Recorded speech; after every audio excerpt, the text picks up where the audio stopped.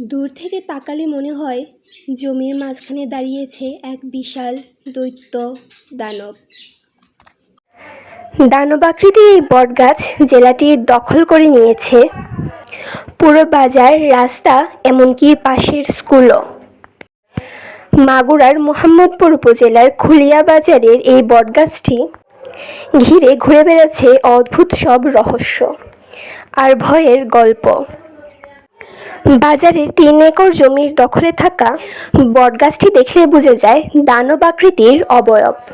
পাশ থেকে বটগাছের সব শাখা প্রশাখাকে একসাথে দেখলেও অনেকের চোখে পড়ে অদ্ভুত সব মুখাবয়ব। ঝুলে থাকে শিখর আর ডালপালা মিলিয়ে যেন ভেসে ওঠে অসলিল কিছু। আর এই অদ্ভুত দৃশ্যই রহস্য হয়ে আছে খুলিয়া বাজারের এই বটগাছকে কেন্দ্র করে।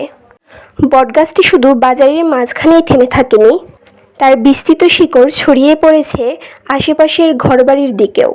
কোথাও রাস্তার পাশে, কোথাও দোকানের পাশে। মনে হয় যেন পুরো জায়গাটিকেই নিজের দখলে নিতে চায় এই বিশাল বটগাছ।